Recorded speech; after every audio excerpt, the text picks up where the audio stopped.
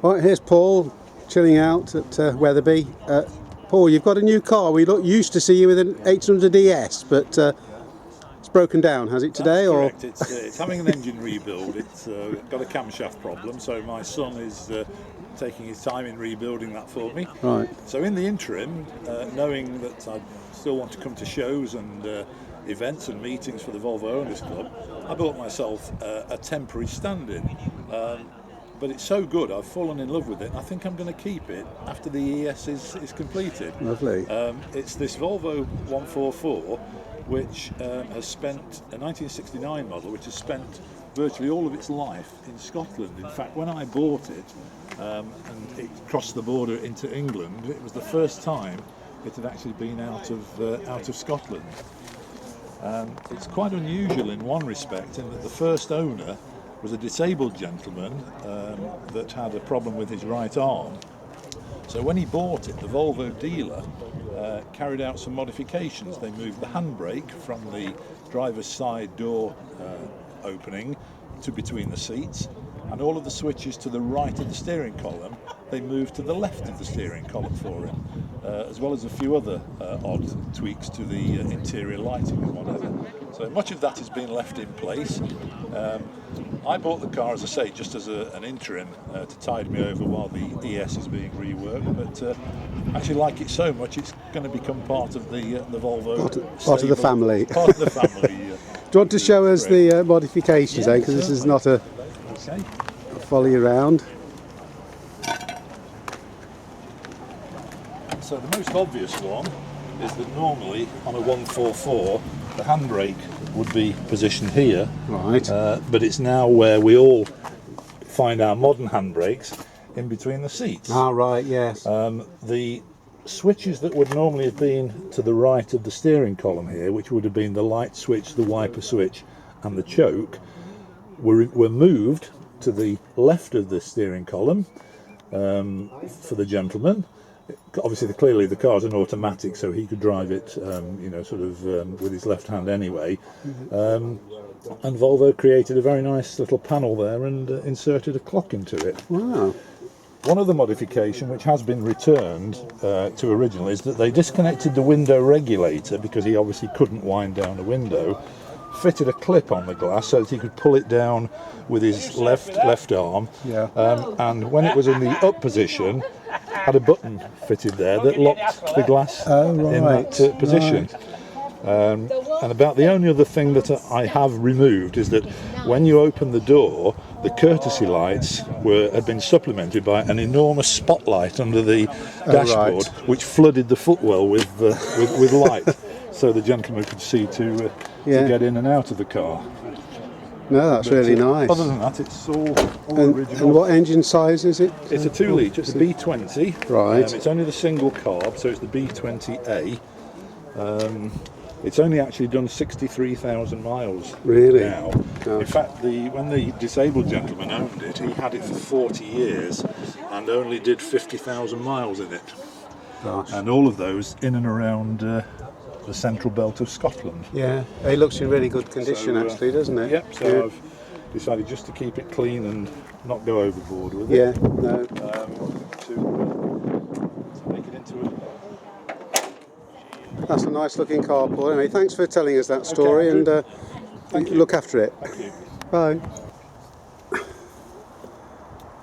Right, here's Nick. He's been in the club about 5 minutes, and we're at Wetherby, and you've come in your V70R. Yep, Nick. New one to the family. Yeah, so how long have you had it?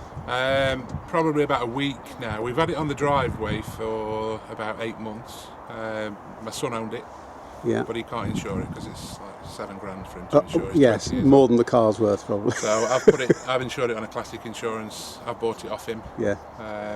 It wanted a lot of work doing to it when we got it, so he's invested his time and his money into doing it, and then I've bought the end product and I want to take it further. So. Yeah. Is that called slave labour? A little bit. but then again, they cost you a fortune, kids, don't they, over the years? Well, yes, it's payback time, isn't it? Yeah.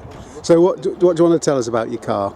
So when we bought it, it was actually my son works up in Barry Furnace, works for British Aerospace, and he lives in a house share. So one of the guys, 55, 60-year-old guy, he lived in there because he works up there as well. And he went to a boxing match, I believe, and when he came out, somebody had damaged both the driver's side doors. He didn't want to repair it. He said he was going to scrap it. I said, we can't, you can't scrap it. So we bought it off him. We repaired. We put 2 brand new doors on. Had all the whole side of the car painted. Had it fully serviced. So we just had the cam belt, aux belt, belt tensioner, water pump, full oil, air filter, fuel filter. Yeah. We knew that it had, just 2 weeks before it got damaged, it had new spark plugs, new battery, and it had always been serviced anyway. And then we had the wheels refurbed. So that's where we're at the minute. Yeah, let's have a look. The wheels are looking pretty good. Yeah.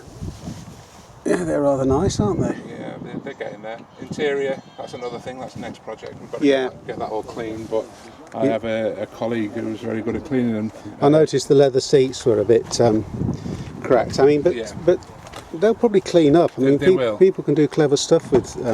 Yeah, they want they need steam cleaning, and then we can get the leather care on it. But Stuart Mills, he's very good at cleaning them up, so he's gonna come up to mine and get it done. There's a few bits that want doing on around the gear stick. The trim's a bit worn, well, a lot worn. The cup holder at the front, that needs sorting out, and then it just needs completely cleaning. Yeah. No, people can do clever stuff with leather nowadays. It's a good car. No, it looks nice. It looks nice. The challenge was to get the Gobi door cards, because when the guy lost his patience with it, he scrapped the 2 doors that we sent up to him, because he said that he didn't want to repair it, and he scrapped it with one of the door cards on. So getting one of them was an absolute nightmare. Yeah. I bet. So one of the guys in the club, he was selling 4 of them, so I bought all 4. Bonnet wise, it's standard. It's a 300 brake standard. It's not had a lot done to it apart from obviously maintenance and timing belts and whatnot. But it's a project. It's ongoing. No, I'm glad you. And plus, I also have the V60 cross country at home as well, which is my daily. So. Yeah. No, that's a nice looking car, and thank you. As you say, work in progress. Yeah, absolutely. Anyway, enjoy the rest of the day. Thank you. Right, so this is a S60 and its proud owner Steve. Oh, that's right, yeah, we just... So nice looking car, Steve. Thank you very much. So how have you had this from new, or is it? No, I've had this about 7 months now. Right, yeah. So and you've been in the club for how long, did you say? 5 weeks. 5 weeks, right, good. Well, welcome. Thank you very much. So have you got a problem with the back axle then? I can see it's up on ramps there. No, it's up on ramps because the underside is also detailed the same as the top. Ah, right. So you've cleaned underside? Yes. Right, okay. Shall I look in your mirror then? Just have a look in the mirror. See if I can find any dirt. Any dirt. Right. Right. Yeah. And so, do you have a full-time job other than cleaning cars? I'm a lorry driver. Right. That's really, really nice. How many miles has it done now? Nearly 22,000. So it's nothing really, isn't it? But it is driven daily. Right, so that makes it even more impressive that it's so clean. Thank you. Thank you. Well done. 30 years as a hobbyist of a detailer. Right, yeah. Oh, that's good. Shall we look inside, make sure the inside is as good as the outside? I'm determined to find some muck somewhere. There must be something you've missed. No, I'm struggling. There's a bit of dust on the back seat there, Steve. It's happened today while it's been here. You realise you lose some points for that though. No, that's all. That's very good. I like the little detail of the badge there. Was that the standard thing on the cars? No. You've put that on, have you? Yes, I put those on. Nice little touch, isn't it? Yeah. All right, well, thanks for showing us your car. And no problem, thank you very much. You'll be a film star by next week and people will be seeking your autograph. Thank you very much. Hi, this is David Walker. He's actually managed to get 2 cars here today, David. So do you want to show us your cars? Yeah, certainly. So first off, a 480 GT. This was a 1994 limited edition there were only 250 of this model sold in this country. Special colour for it, they were either red or this green, new in that time. The alloy wheels that were standard on this, it had air conditioning. And the other thing to really share with you is the very 1990s interior, which was patchwork leather. Apparently it was specially commissioned such that no two would be exactly the same. I know of about 7 of these, and I've seen most of them, and it is the case that they're all slightly different inside. Oh, I've never seen this before. Yeah, it was a bit of a weird one, and it's a bit, to be honest with you, I remember them when they came out, and I took one look at the interior and thought, I don't think I could be doing with that. But now I've got one, actually, after a while, you get fiercely sort of loyal to it. It grows on you nicely. But this car only had one owner. Gentleman bought it from you, sadly died, his son sold it on to me. It's had a new speedo, but it's only done about 42,000 miles. And I'll be honest, I would jump in it and go anywhere, and regularly do. It does trips down to the south coast where we've got relatives. It's been up to Scotland, never missed a beat. Well, that interior just surprised me. I wasn't expecting that. I'll just have a quick look. It is quite something, isn't it? Yes. Yeah. I'll have a little look at the back. The great thing with Volvo, they're no Volvo estate, but you've got a decent enough size boot on them. And I've got the CD change and everything in there. Yeah. But again, there were nice little touches, like you had the adjustable rear seats and so on. So, but a strict 4-seater. It was always a little bit of a shame, really. When the C30 came out, all Volvo did was hark back to the P1800, which is a lovely car, but unfortunately, they sort of missed out the middle step, which all the things they spoke about the C30, all glass hatchback, 4-seater, they were all this one. And some of the tailgates, I think, used to be a leakage problem. These can leak around the back end. This one is okay now.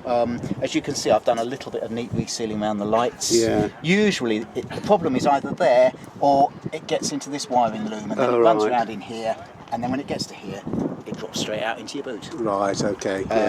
But otherwise, it's just knowing what the solution is. It's knowing what the solution is, and like so many cars, it's they only made them for another year, so it's a nice 2-litre engine. So this is the other car. This is a 1997 440. Again, one owner, demonstrator and one owner from new. It was only up for sale due to the emission zones in London spreading further afield. I've only had it since February, and again, it's only about a 40,000 mile car. It's got a full Volvo service history, and I've just had it serviced at Volvo's.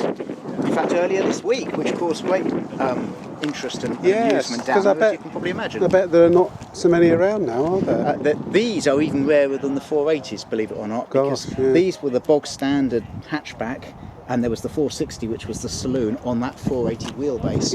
And like so many of these bog standard cars, your Sierras, your Cavaliers, they sold in big numbers, and they went again. Changes really to bring it more in line with the 850 that had come out at the time. So whereas the 480's got slider heating controls, this got turny knobs, various little things like that made it more like the bigger Volvos of the time. But it's a very comfortable 4-seater. This one's automatic. It's a 2-litre engine. Apart from the fact that this one's automatic and the 480 is manual, but it's the same engine. Plenty of room in there. There is plenty of room in there. This one doesn't have anti-lock brakes, which normally takes up a bit of space there, but it's very easy to work on. There's no shortage of space around it. And it comes from that nice time. Yes, it is ECU managed, but it's still a traditional engine. So you can work on it by and large. That looks really nice and tidy. That's good. Anyway, you look after them both. Thank you. Good to chat with you. Yeah, take care. Okay, Bye-bye. and you. Cheers.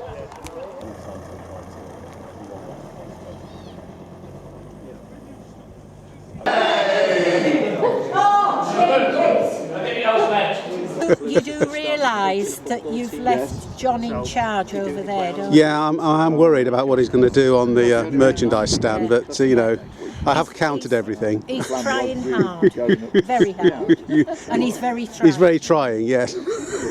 Thanks for that. Don't you dare put that on him. Oh, I will. You better. Just tell me what you're gonna ask me. What do you think of the show so far, John? Rubbish.